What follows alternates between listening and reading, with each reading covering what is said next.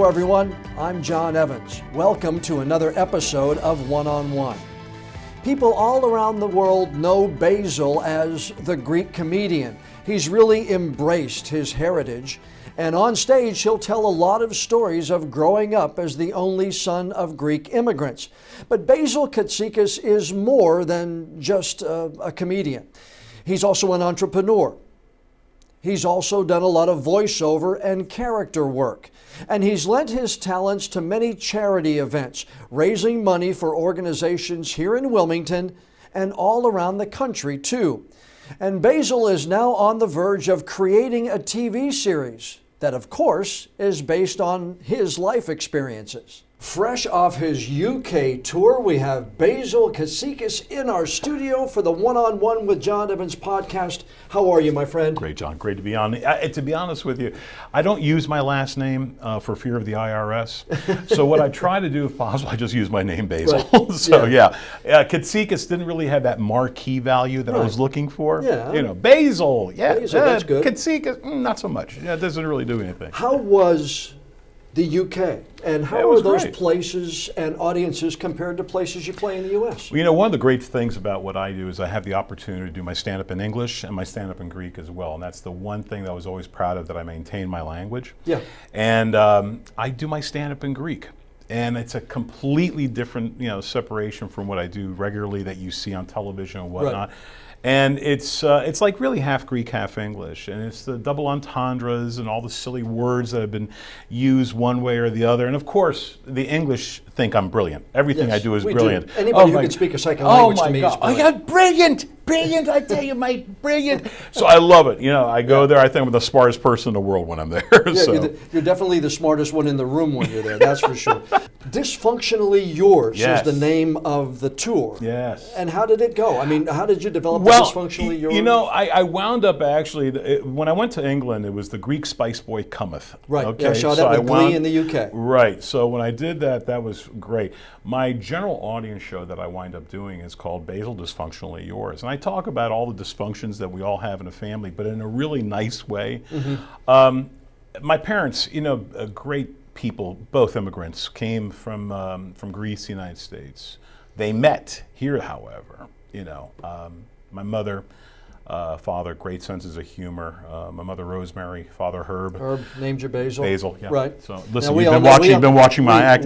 We all know that's a joke because we know that your folks actually ran a restaurant. Big surprise that Greeks would actually have a restaurant, and this is something new for the entire system. Really? Who knew that we could actually serve people? Ever since the Greeks finally came here, even in Wilmington, let's take the greater Wilmington area, they started coming here in the late 1800s. Mm-hmm. Because Greeks were always on an island, there's a lot of water, and we're right on the ocean here. So Greeks would come here, and they had all these restaurants, and they were taught by their mothers and fathers when they were in Greece how to cook. Do you know how many servicemen survived this First, Second World War, Korea, Vietnam? Because as soon as they saw an AS, an IS, an OS, or an IOU at the end of your name meant that you were Greek. It says, you're Greek? Yeah, come with me, you're in the kitchen. Yeah, there you go. And, they're in the back of the lines. And it really was my uncle Larry, my great-uncle Larry, my grandfather's brother, served in the Second World War. And he was in the kitchen for like 3 years. Wow. And he begged to see service. So what happens? They give him this, finally, his commanding officer said, all right, Larry, we're going to let you go. Right. What does he do? First place, he goes to one of the camps, to these poor Jewish camps that they were, and they were death all over. He goes, what the heck was I thinking about? This is what I wanted. And it's a true story. Yeah. He really went there and he saw that and he says, I want to go back in the kitchen. That's all I wanted. You grew up in New York, New Jersey, right? I was actually born in Jersey. I was raised in Long Island, New York. Mm-hmm. Went to school, played a little ball at Purdue, and then wound up finishing up at Cleveland State, and went to law school at Case Western Reserve. Now every kid growing up in the Northeast, I grew up in Pennsylvania, you grew up in Jersey, New York, New Jersey, Pennsylvania, everybody thinks they're a comic when they're a teenager. Hey, you want to hear a dirty joke? The pig fell in the butt. You know what I mean? Yeah, really. John will be here all week. All week. But you wanted to be an attorney? You wanted to play sports? I was a failed athlete. I got hurt. It was pretty tough for me to actually sit there and go, oh my God, I thought it was going to be all that in a bag of chips. Yeah. The NFL, no problem. I'm going to probably do about 5-6 years in the NFL. And no, Yeah, I got hurt so bad it was pretty. I was in a brace. High school?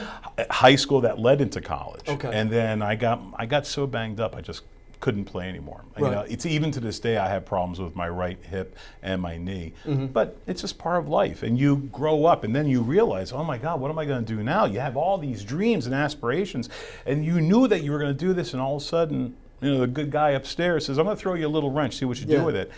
Yeah, I could have been an attorney, but would you have me represent you? Okay, no, sad. No, I know you for almost 30 years. Yeah, no, I wouldn't. So sad. But you did at least want to pursue legal for a while, right? Yeah, I thought politics. I got a chance to work in Washington, D.C. I got a chance to work on Capitol Hill, worked at DOD for a while, which was nice as well. That was part of the Basile suit days. But I was always having jokes, and I was the guy who was always cutting up, and but in a nice way. Right. I was never nasty to people or whatever. And then one day, my mom passed, and my one cousin says, you got to get on stage. And he made me a deal. He made me a bet, $20, which was a lot of money back then, right. folks. And this is like the mid 80s. I said, what do you want me to do? He says, I'm throwing you $20, get on stage, I bet you can't win.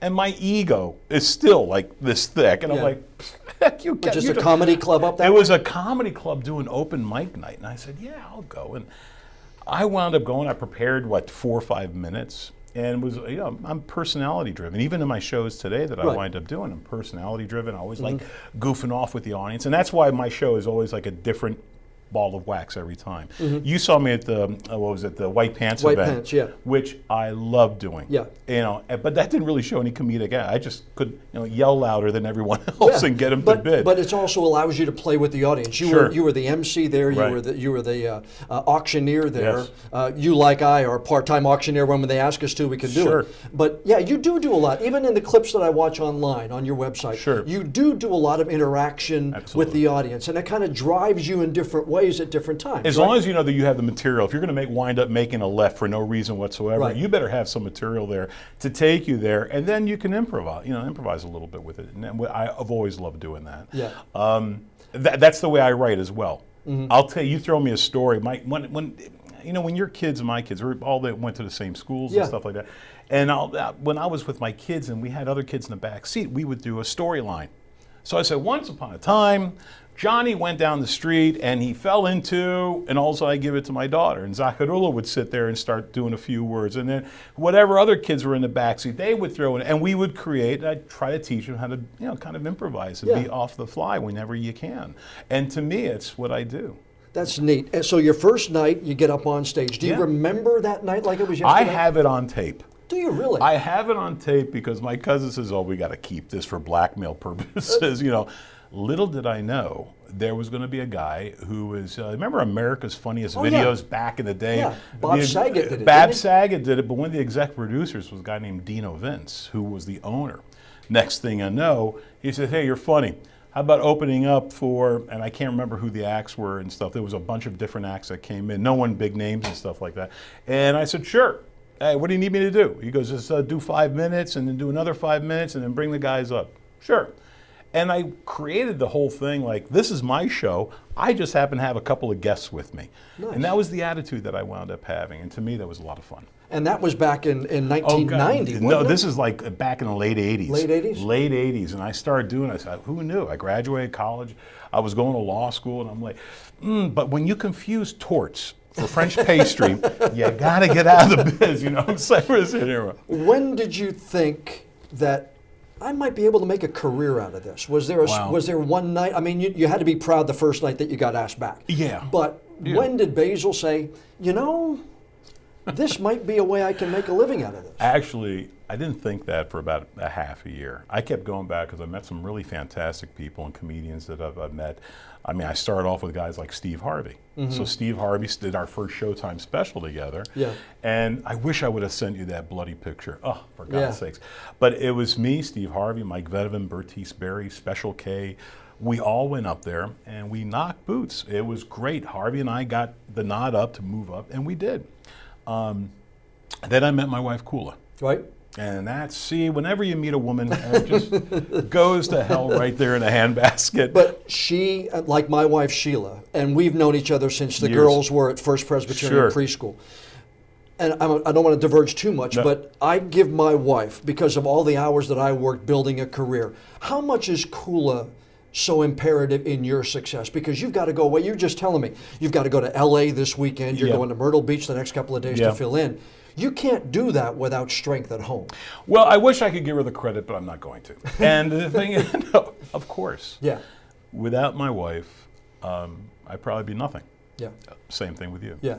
Because you and I are kind of cut from the same cloth. Mm-hmm. Our kids are our first priority. So if it means us doing what we do or taking care of our kids, we take care of our kids. But how lucky are we that we have the opportunity to fall back on someone like our wives, and also the family system that we have, to go ahead and actually take care of the kids, to allow me to go out to do the things I do, to allow me to do a tour in the UK, or to go to Australia for 5 weeks, or to go to whatever, and you wind up doing these things. Of course you have to have a strong, and for all the men watching in here, I'm not joking. I mean, I kid around a lot when I talk about my wife, Kula. Mm-hmm. But without her, we're both same boat. We're nothing. Yeah, we did. We both got out over our skis. Oh, no two ways. And really, had it not been for Sheila being as strong, and I know Kula's the same way, we're working trying to build a career, and without that back home, our kids are successful, your kids are successful. I mean, it's just, you look back at 30 years since we've been here, and we were just talking before we rolled that the kids are getting so old now, and I've got a grandchild, and your kids are growing up and getting big time jobs and everything. Yeah, and it's kind of nice because my friends are always going, "Are you a grandparent yet?" I said, "No, I'm too beautiful to be a grandparent." Can you imagine me as a grandfather? Do you know what you're going to be called when you are a grandfather? In Greek? Yes. Papou.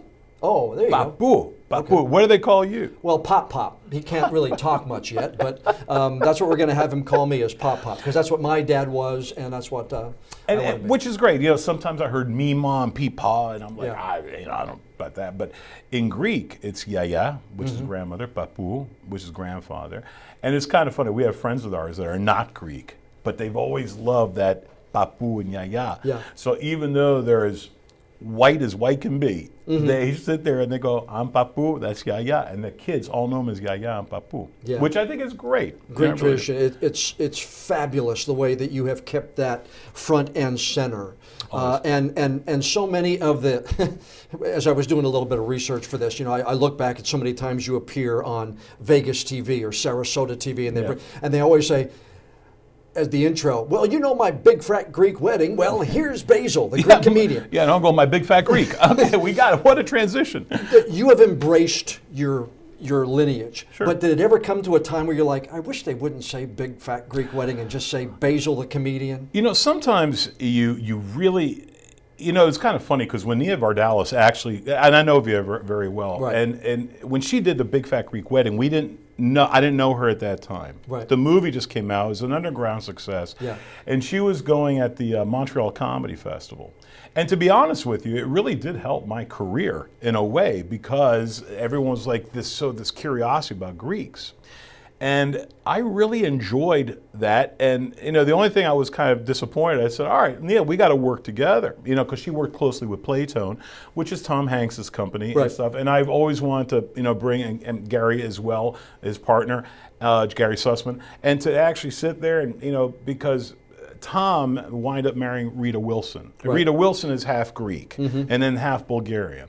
What a wonderfully talented lady. And the thing is, I got a chance to work with Nia on certain things. I give her a line or something like that for a show, or she goes, "Hey, do you have something?" Or if we went to go and support her shows or her movies, I would write her an email. Yeah. And I don't pester them, because I don't like, when people you the heck out of me. Like you, kept calling me every day. And the last time it took me too long to find your phone number the last time you changed it. It's only been the same for 30 years, John. I know that. When did you get into the voiceover work? Oh, wow. I used to work for a radio station called WMMS in Cleveland, home of the Buzzard. And I always could do different voices, even as a kid. Now, you got to remember, my first language is Greek. Right. So the great babysitter when you and I were babies was the TV. Yep. So they put us in front, right? and my mother would do whatever she wanted. My dad had the restaurant. Again, surprise, who knew? And I would start imitating Bullwinkle, but in Greek. So my mom was like, Vasily, come here. My mom goes, okay, that's it. We got to teach him English. We need to get a VCR. Yeah, so what would happen was I was working with MMS, doing character voices periodically. And WMMS, if you look back in your history, was the rock and roll station of the nation, as voted by Rolling Stone magazine and all the people. And of course it was fixed because everyone in Cleveland kept pushing it. Cleveland Rock, yeah. Yeah, Cleveland Rocks, Yep. whatever. So they kept doing that, and I started doing voices. And then I started doing, and one thing led to another. I wound up getting Jeff Kinsbach, thank you, wound up going ahead and writing a letter at that time to the people who owned Bullwinkle. I don't know if I should say their names or not, but Sure. don't worry about it. No, Yeah. so they wound up saying, they sent a tape in. And next thing you know, they're redubbing, fixing some of the old Bullwinkles, because some of the old cartoons that were made, because Bullwinkle, a lot of people don't know, was actually produced in both in Australia and in Mexico to avoid the high union costs. Oh, I didn't know that. Yeah. So what was happening, if you look at the cartoon, it's so simple. It's like opening his mouth. Right, Like yeah. there's no critical lip Yeah. movement like you see in Japanese anime today, right? Yeah.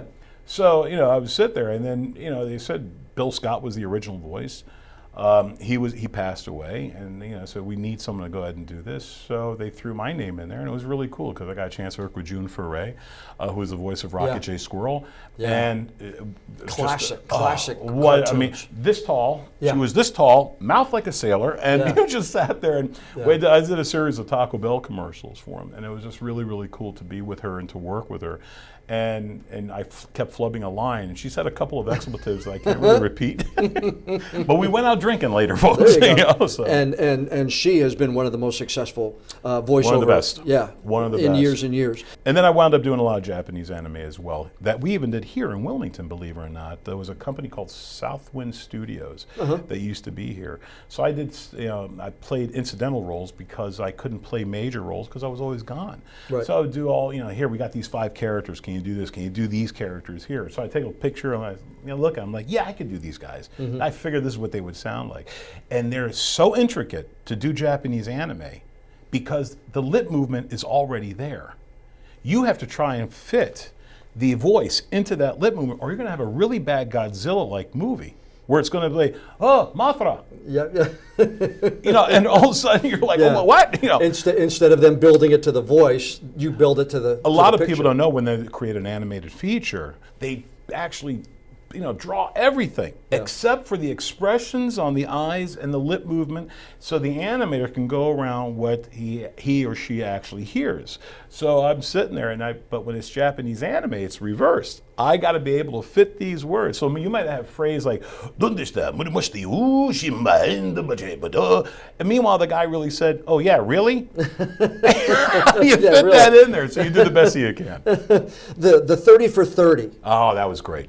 That was my real big. How did that all come about? Because when you're voicing Bullwinkle, and all of a sudden it's just so much on the other side of entertainment. I wound up getting a phone call by a wonderful woman here in town, and she knew this gentleman who I happen to know. His name is George Veras, who's the CEO of the NFL Football Hall of Fame in Canton, Ohio. And he goes, who would be really good at this, because he does a lot of voices, the guy who lives near you. And he goes, who's that? And her name is Wendy Yamano. Wendy, if you're listening, I'm giving you some kudos back. Thank you, Wendy. And Wendy Yamano reached out to me and says, hey, George Veras actually, who wound up actually working with Jimmy the Greek, and his last name is really Sioannidis. Right. But, again, like Katsikis, didn't have that marquee, So Snyder. Yeah, Schneider. We went with Schneider. It was actually pretty cool, but I lay down some track, and they gave me the sides, and as they're looking at the sides, can you do that? And I would do a great Jimmy the Greek, because it was more of and you got to understand the dialects and the accents that go on with how they say words. From the Western Pennsylvania, Eastern Ohio, there is a distinct type of an accent. So I did a great Jimmy the Greek. And this is one of the funniest ones. I did a great Jimmy the Greek on air, though you saw him on NFL Today on CBS with Brent Musburger, Irv Cross, and all Irv Cross, Sure. Phyllis George. Phyllis George, and there's a funny story about that, because it actually has something to do with the show that we have here, the Basile Show. So next thing you know, he says, okay, that was great. I said, oh, thanks. I'm thinking I got the part. And he says, well, can you do it? Can you do, and I was with my manager on the speakerphone, can you do Jimmy the Greek from the dead? And you're like, you want the gig? I'm like, yeah, sure. Had no idea what the heck they were talking about. Right. They wanted someone who was more sorrowful and really felt bad about the way his life went. Right. And if you really listen to it, and listen, I did the actual voices of Jimmy the Greek within, as they were interviewing Irv Cross and Brent Musburger and everyone else, Phyllis George, whomever they had. It was really, really cool for me to go ahead and fill those voices in, and it got nominated for an Emmy. And I was really excited. I was going to say, was ecstatic when you get that call that it's nominated for an Emmy. Because listen, you know how much competition is out there. Yes. You know, you're in the news industry. Yep. I mean, and the people over there, sometimes you don't really have an idea as to what people really go through in my industry. Yeah. But it's so wonderful to actually go ahead and you get, hey, great job. What a way, you really filled it. And I knew I had something going because I made them cry in the studio when I was doing this, and it was really, really cool because it was a very, very tough moment where his mother and his aunt were killed by a deranged uncle because the uncle thought that the aunt was having an affair and killed both the mother. And he was only 10. Yeah. Only had a 10th grade education.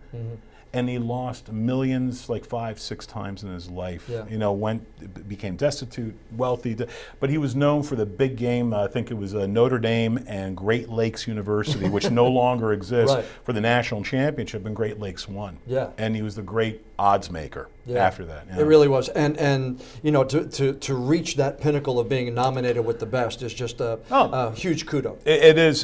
You know, it really was. And you know, it's kind of funny because a lot of people don't know that I live here, right? So now that you blew it for me, I appreciate it. I came out of the closet, folks, and that's one heck of a closet. How did you land here? Kula. Yeah. Kula. I said, hey, you know, I asked her to marry me. I fell head over heels in love, and I asked her to marry me. I said, let's go to Cleveland. Oh, you ever been to Cleveland in January, February?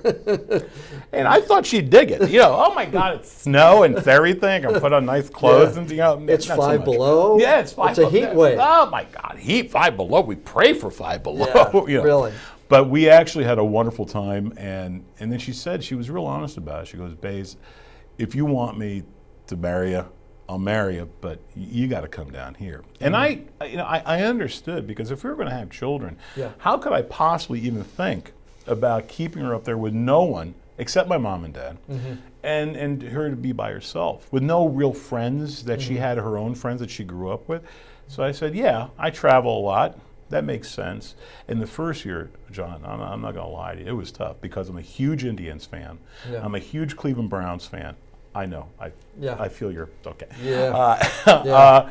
Jets and Yankees as well, and I needed. I used to go to all the Cavs games. I used to go to all the Indians games. I used to go to the Browns games, and here I'm going nowhere, you know, to a bar to watch them play, and that was really tough for me. Yeah. But then I learned how to scuba dive. I learned how to fish. I'm a terrible golfer, so it doesn't. You learn how to say y'all. Y'all, and then of course, you know, they always look at me when these people are just like. I remember when I first came here, and you know, the first thing I was missing from our church was like, how come you guys don't have a Greek festival?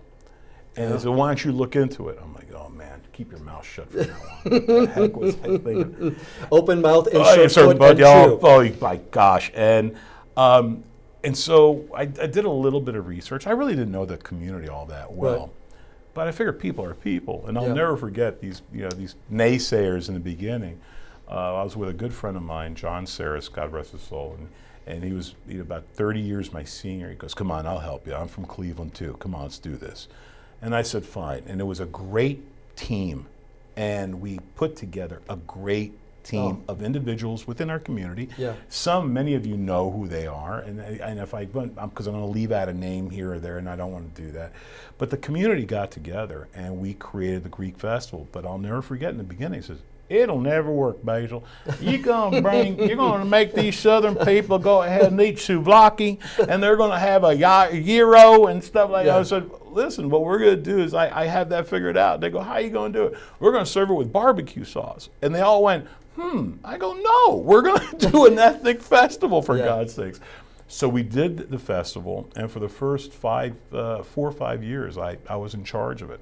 And then I became, kind of like the spokesperson for the Greek Yeah. Festival, doing all the commercials, and I knew all the media as well.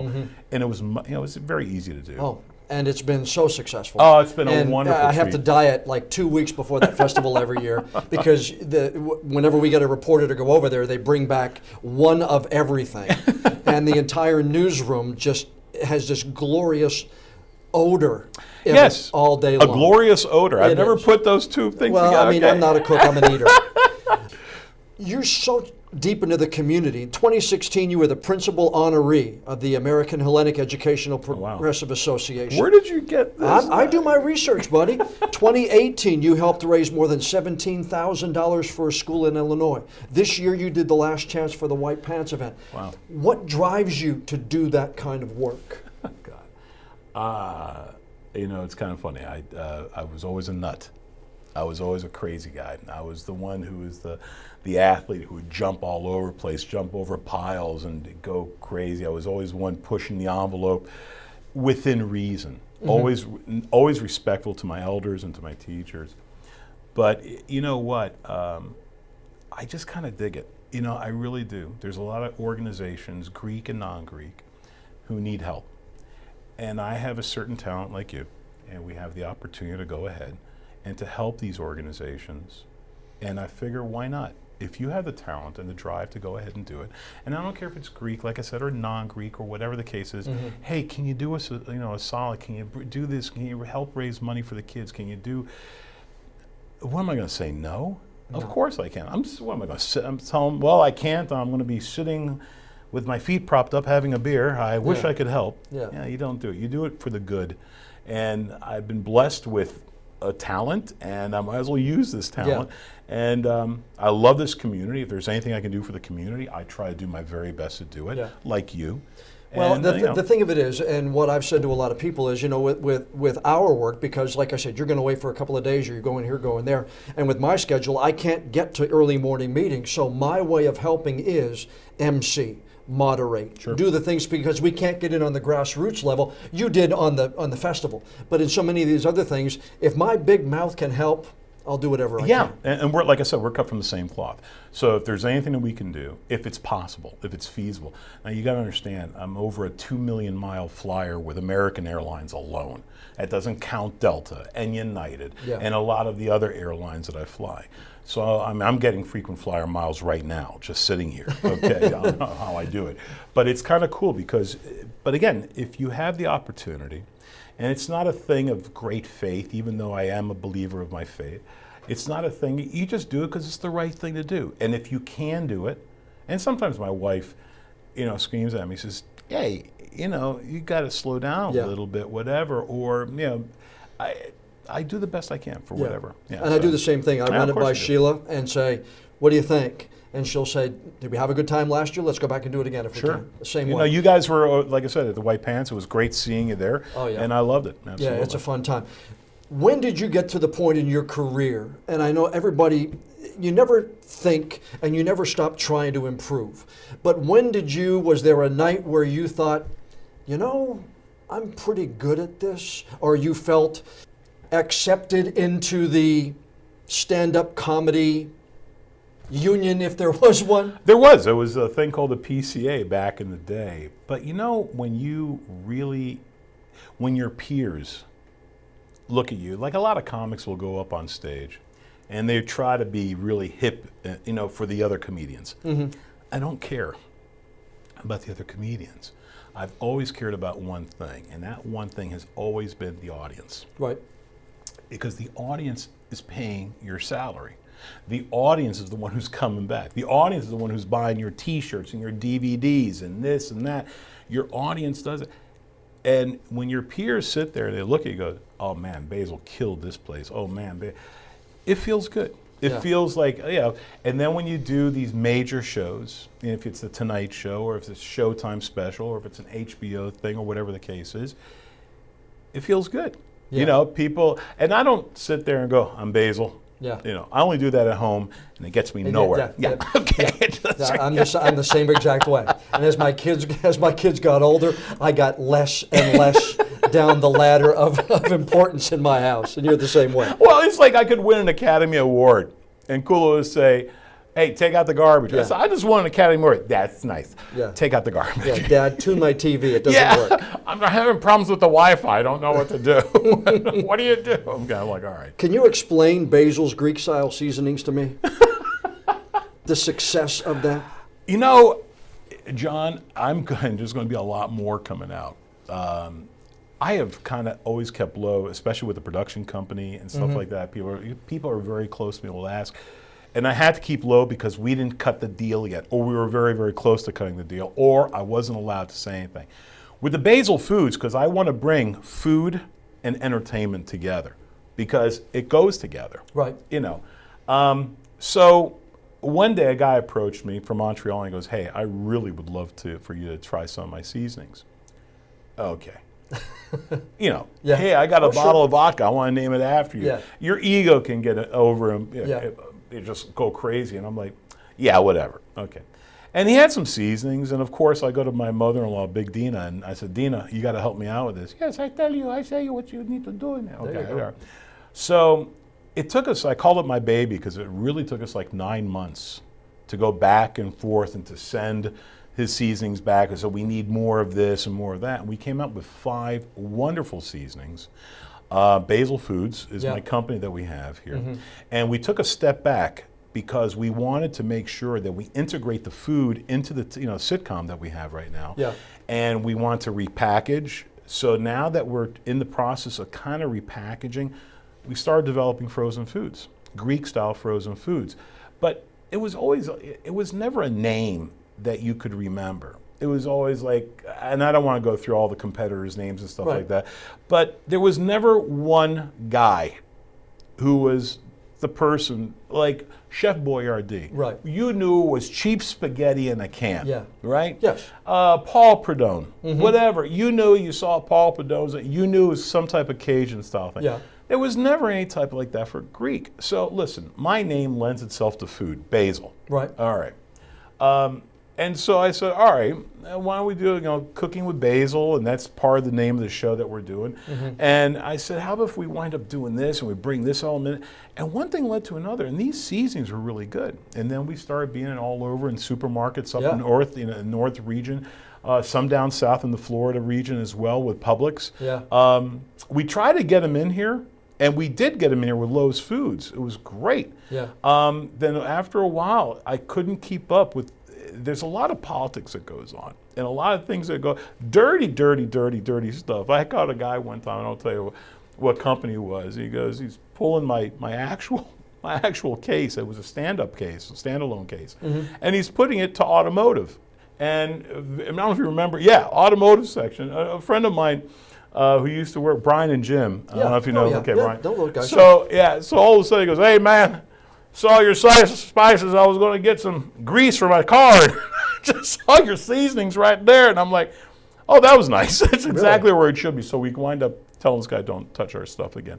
But it's a very, very dirty business, So, but now the thing is all based on distribution. If you can find the right distribution to it, so that's what we try to do. You mentioned the TV show, and the episode that's on that I watch is just hilariously funny. The looks alone are worth the price of admission, which is a click and a couple other clicks. But it really is well done. Where is all that standing now? Right now, we signed a deal with Amazon Prime. We're very excited about that. I needed to bring it here. And the reason why I want to bring it here, I'm going to be real honest with you. We have some of the greatest talent in the world right here in Wilmington. Yeah. I know it's a right to work state. And because now we're in the process of going ahead, and instead of giving it to a network or whatever, and we have the option after we do the deal with Amazon, is to go ahead and license this. So every licensing deal that you have in every country, may it be in Australia, may it be throughout the United Kingdom or any country throughout Europe, every deal is different.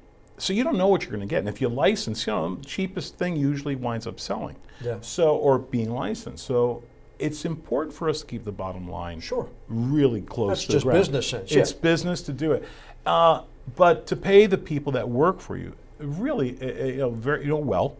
I can't afford New York's prices. I mean, to go ahead and rent Kaufman is ridiculous. Kaufman Studios, where I can do it down here at Screen Gems, is night and day.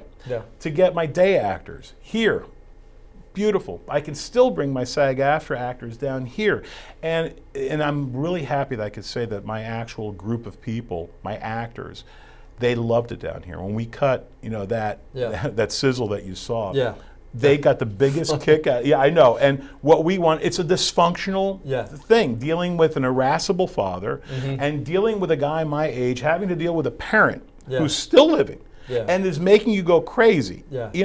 That's what life is all about. Yeah, you ask you about the cougar. You're trying to explain the cougar with the glass of wine. Hilarious. That's the funniest part in that whole funny thing. Just Google Basile TV and look at that sizzle reel. But Amazon.com, we're looking at that pretty soon. Yeah, Amazon Prime. Amazon Prime. So we're very excited about that because also the food's involved in it. Yeah. And dealing with the two, actually we have two production companies, and they're letting me be the lead as far as the lead writer. Created based on, because a lot of that stuff is based on my material. Sure. And I wanted something that was going to be different. I wanted something that was going to be different. I want to do it here. I've been always proud that all of our t-shirts are made here in Wilmington. All of our products that we have, my website, everything we do here from Wilmington. Why would I want to take it anywhere else when we have the greatest talent right here in Wilmington? First joke you ever wrote? Oh, wow. First joke I ever wrote. I don't know if I can do it publicly on no. How about the first joke ever told? Oh my God, it was some of the stuff that we did. It was a lot of Greek humor because my mom, being the young kid, and I'm an only child, so my mom would always drag me to all these older people's place and stuff like that. And now, of course, I went through my bratty stage at a very, very young age, and I started. And they would start telling jokes, and they were funny, innocent jokes. They really were. But some of the jokes, I have a crazy opening. I don't know if you've ever seen my live show, because I don't do my opening I don't throw it on video. I don't put it on it. I keep it to myself. If you want to see my show, you got to come and see the opening that I do. You got to see the closing that I do, because I got a chance to work on the Chris Yamaguchi on Ice special, and I sing Friend Like Me. Yeah. But I have a different twist to it. So anyway, but first jokes, basically, I think it was the way that I used to laugh, because Flipper and Lassie were the greatest communicators. Even people could understand them, And I remember as Lassie as a kid, and Mr. Ed, my grandmother was convinced, my Greek grandmother was convinced that the dog, in Greek she would tell me, this horse can talk. And I'm looking at her like, you've lost your mind, And she goes, this is the most smartest horse. How do they do this with this horse? He's and I would just die laughing. And then, and because Timmy, remember Lassie, woof, what? Woof, woof. Someone fell in a hole, woof, broke their left tibula. Oh my God, And I used to sit there die laughing. I thought to me that was the funniest thing I ever seen. But when I write material in all different, I do a thing about, getting in a healthier way of life. And, my mom would always sit there and say, you got to eat better. You got to, you got to do this. And, she says, you got to start Googling things about your body. I started Googling stuff about my body. You got to go to WebMD. I went to WebMD. And that's when I found out I'm 7 months pregnant. 7 months pregnant. Okay. Okay. So you do stuff like that is like, here's a curveball, and and then all of a sudden it's going to come as a hard slider on the inside. That's what I try to do, is to keep you guessing which way I'm going to go. And to me, that's fun. Is there any, you do so much with your family. You do your grandmother, you do your mom and everything. Is there anything family-wise that's off limits to jokes on stage? It's kind of funny, John. I, like you, we have to talk about our families sometimes, but I try not to use them as a prop. You know what I'm saying? So I really try to put them to the side as much as I can. And then, my daughter, Zacharula, she works at a big company here. And she goes, I think I should be your lead actress. All these years I've been working to keep you in the sideline. Now you want to jump in. Then there's Katerina, who, has a voice of an angel. Right. And we really thought, she wanted to sing. And in schools where, teachers going, you're going to get scholarships. I don't know if I want to sing anymore. And my wife and I go, what the hell? We put all this money. You could go anywhere you want to and save me about 60 grand. Oh, but oh no. Yeah. Oh no. But my kids, both, I have to say, both proud graduates of UNCW. And the education system here in North Carolina, unbelievable, especially community colleges here, coastal Carolina, down Myrtle Beach, great. Good universities, but here in North Carolina, especially in Wilmington, oh my God, Cape Fear Community, folks, Cape Fear Community College, that's one tough school to get into because you got to make a left on Front Street. But when you do, let me tell you something. Okay, no, it's a great. When they open the doors, open the doors, it's great. And my good friend Jim Morton, he does a great job over there. He really, really does. So. At that place is like a magnet to pull in kids, and they really get these kids prepared those first 2 years to go anywhere they want to go, and I'm really happy about that. Do you remember the first time that you went up on stage and tried a series of jokes and just fell flat? Never happened. Of course. Oh, come on, we all have bad days. I'm sure you've had one. Of course. Are you kidding me? But how did you get over that first time that it happened? You always take two strong bits, right? And you place the new bit in between. So if the new bit doesn't work, it's okay, I'll get you with this one. Okay. And there's going to be times when it's like life. It's like anything in life. I'm sure not every story where not every newscaster. When you and Francis are together, I'm sure not everything flows perfectly. Or your producer's sitting here going, I screwed up. And you're like, you're holding the bag. Like, really? Sure. Okay. It's okay, it happens. Yeah. So the thing is, people know it's live television. They know it's live whatever on stage, whatever the case may be. And they know that there's going to be times where you're just going to sit there and go, what the heck do I do now? Yeah. And you just move on. And I'll ask them, always acknowledge the elephant in the room. Yeah. If there is, I did a show one time where there was exactly 28 people in the room. 28. I'll never forget this. I said, oh my God, what? Tens of people have come to my show, literally. And I said, please, if you go to the bathroom, don't go more than 2 people at a time because I don't want to get to 9s of people. I really don't. You acknowledge the elephant. You always acknowledge the elephant in the room, whatever the case may be. If it's a crappy design in the background, you say something about it. Yeah. And I have the ability to tease myself, and it's fine. I have no problem with that. We have had a young man here, Tony Castleberry, who wanted to get into the business, and he did some stand-up down at Dead Crow, some open mic stuff. And to watch him in the process of writing jokes, he'd come back and we'd sit around talking, how did this set go? Well, this went well, and that went well, and this didn't go well. So we tried to write another joke that went through the whole thing. What do you tell young comics who are trying to get into the business that you're in? Get as much time as you can. I don't care where you want to do your time, get as much time. Learn. We used to sit there, Harvey and I used to sit there and look at each other, and we'd do these one-nighters. And it was we call it combat comedy, CC. And so what is it? Oh man, it's nothing but CC. And you're like, oh, okay. That means you got to go in there, take the room by surprise. If it's a loud room, almost like when it was like White Pants event. Right. A lot of people drinking, partying, having a good time. But when we were trying to get those people, I started getting their attention by going over here and then going over there and making sure that they were on their toes, prepared to listen to me. I am the focal point. This is what I do. You're going to listen to me. This is what we're going to do. I'm going to make it fun for you guys. So be part of the program, bam, bam, bam.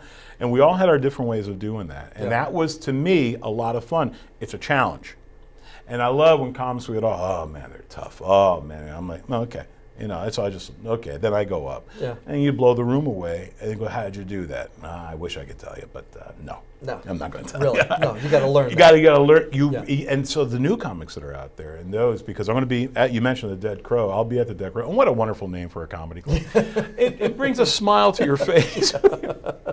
It could have been Jesters, or it could have been ha-has or whatever. Front Street. Front Street. Comedy Club. Comedy Club. No, Dead Crow. Yes. Yeah. Okay. But I'm going to be there. We'll talk about that before I take off. But you get as much time as you can. And even for any of the kids that are watching right now, you want to be a comic, you want to be a comic writer? That's fantastic. Start writing. A writer writes. Write. But, I write the way that I speak. big cap letters when I want to be louder, right. pauses with a ... You do all that. To me, that's fun. You're creating an image. The way that you saw the sizzle reel of the Basile show, I created that. I put that together. I said, we got to do it this way, and the reason why it's got to be done this way is so we can have the pause, the laughter, the facial expression, that you know that people felt uncomfortable, and that was the great thing about doing it. So for anyone who has an idea that they want to be a stand-up comedian, or they want to go into that genre of type of work, do it. Even if you're an actor, act. Yeah. Go into theater, local theater, high school theater, local theater. Get on stage. Whatever. Yeah. It's no one's excuse except your own if you're not doing that. So. What has social media meant to stand-up comedy? I read something a little while back that said, everybody's got a phone, everybody's got a camera in their phone, they're recording video. Is it difficult now, social media-wise? Has it built in any challenges to your business? It's kind of funny because you have some people who really have hardly put any time into doing and working their craft, but they did something stupid that gets them, I don't know, 500,000 views. You're like, oh my God, right? I just did a thing on, am I allowed to mention? Sure, okay. yes, yeah. Laugh Factory, Hollywood, WH, or HW I should say. Yeah. And there are 2 segments I put, and they were just small little segments. But we got like 1.5 million views. Right. And they're a little bit crazy, and they're a little bit off the wall. That's my general audience show. Sure. But people love that. Why? And it brings them to see you live. And once they realize, oh my God, I've seen this guy like 5 times. Yeah, he does basically a lot of the stuff, but it's like thrown at you in a different way, and you don't know which way it's coming. Well, that's great. That's where you learn. That's where you can learn from your phone. Yeah. That's when you can sit there and go, I tape myself doing this. John, the first time they needed a tape, when we started doing comedy, send me a tape. Yeah. Remember that? Yes, I do. It was the old VHS tapes. Yep. To have a videographer to come, that's what they referred to him back then, as videographers, to come was like $500. Who the heck had $500 to tape you for one set? So what I did is I actually took a box, a real box, and I actually created a stage on the inside with curtains and a checkered floor with a mic stand. And then the night before I took pictures. I took it to a 24-hour developing place to take the pictures. And I put them on some type of a mat behind it so they would still stay rigid. And remember the long fireplace matches? Yes. Yeah. Glued them up there. And I taped the set. And I had lights, it was kind of dim, and I had these huge flashlights coming down like there were spotlights. And I had my 8x10 and everything, and I created this show using that, what were they called, Damaраmas or something like that?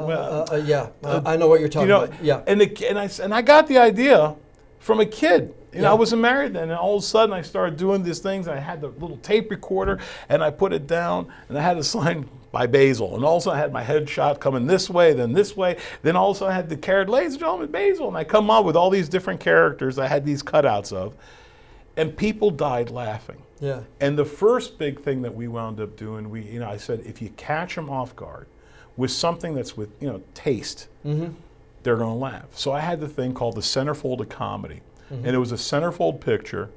Burt Reynolds came out back in the 70s with Playgirl, right? Yeah. I said, I'm going to do the same thing called the Centerfold of Comedy. Yeah. And and it worked. And if you go to old comedy clubs that are still in existence, you'll still see my centerfold picture. And it's on your website. It's on my website, It's on the website as well, sure. Yeah. But it's some people say that it's made it difficult because you've got to dial back some of the things. But in my view, people are going out, they should expect when they go into a comedian, right? You wind up going, and you got to remember too, that one of my biggest concerns is if I do go too crazy, I also have a huge following from the Greek Orthodox Church. Sure. I'm talking priests, bishops, metropolitans, archbishops, and even the big guy upstairs. Right, yeah, so that even I don't want to say worse, but even more important. So the thing is, you got to be able to do something within taste. And I'm also a parent. I was always a dad, and I had to be careful what my kids see. Sure. When Zacharula first saw me and Katerina first saw me on stage, they were crying. I guess my set wasn't as good as I thought. But no, they were crying because people were laughing. They thought that they were laughing at me, not with me. Right. So it's a big difference, with the two. So when they realize, and all of a sudden they go, yeah, man, it's pretty cool. Or my daughter will sit there and go, oh my God, I just saw my dad on this, and it was so cool to see him on it. To me, it's like your kids too. Listen, when you wind up doing ECT, and you and Francis were doing your coverage, and it doesn't matter what hurricane, if it was Dorian like it just passed, my heart went out to y'all because you did such a great job covering the news, letting people know what was going on. And I knew that you guys were exhausted. Yeah, well, I appreciate that. No, yeah, and you deserve the credit that I'm giving you. Yeah. You are going to be at Dead Crow, and you're doing 2 sets now. You're doing one for the general audience, and then you're doing 2 nights of the Greek show. That's true. I'm doing my Greek show on Sunday, and I think that's the 23rd. Right. Okay, it's on the 23rd. Yep.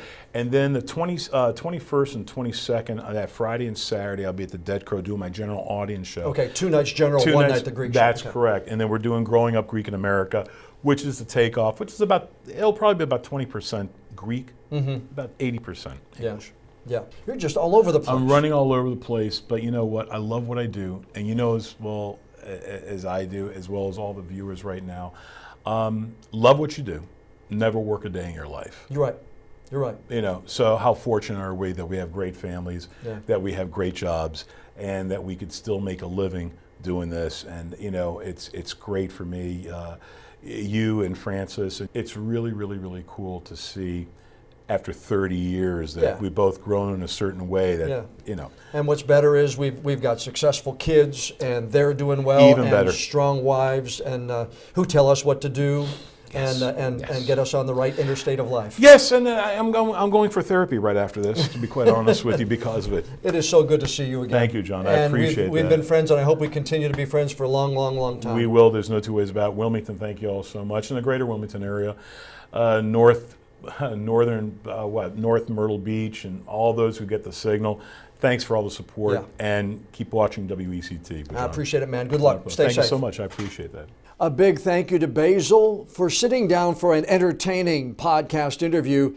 To check out all things Basile, go to basilelive.com. You can watch some of his stand-up routines.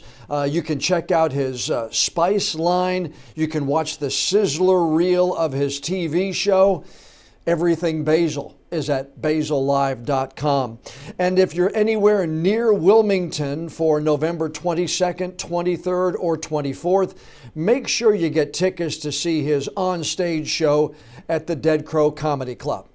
Now, before we go, I'd like to ask you a favor. Please download and subscribe to the One-on-One with Jon Evans podcast on whatever podcast app that you use to listen to your favorite shows. And if you would be so kind, please leave us a rating or a review. We really would like to know what you think of the interviews that we do. The more ratings and reviews we get, the higher we'll be listed on the podcast apps, the better chance we'll have of bringing in even more new listeners. I'm Jon Evans. Thanks so much for joining us for this episode of One-on-One.